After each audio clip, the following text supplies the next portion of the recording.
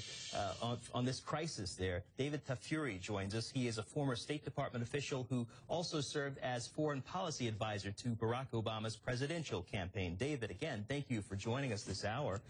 Again, you know, we're seeing this military operation come together. We're seeing Saudi Arabia saying it will send troops if needed.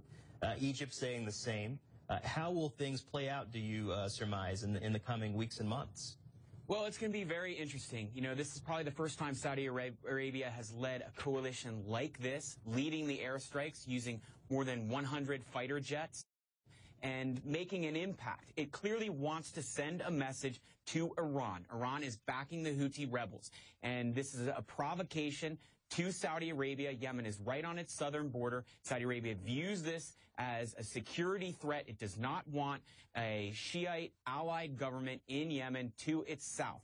So it's organized this coalition. There are a number of Sunni countries that are participating. Certainly the airstrikes are going to have an impact. But as you mentioned, there's probably going to have to be ground troops to really turn the tide.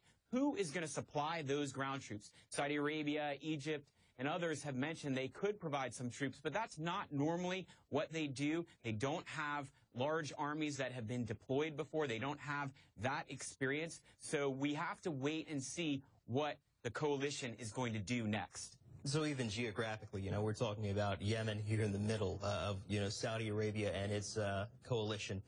And you're looking at Iran as well. The question, though, there's been some really tough talk. Iran saying, look, they would consider a nuclear bomb if Saudi Arabia saying it would consider a nuclear bomb if Iran had one. Well, what do you make of that?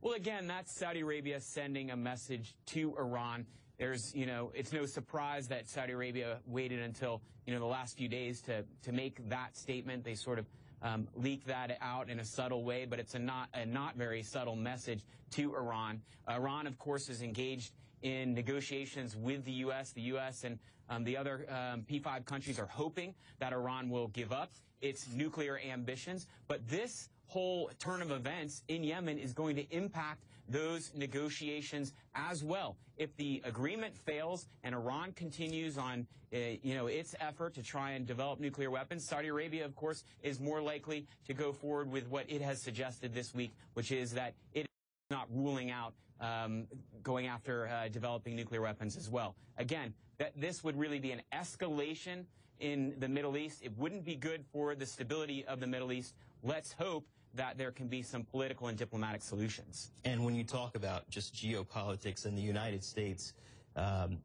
basically saying that they are giving intelligence information to Saudi Arabia, but also trying to strike a deal with Iran.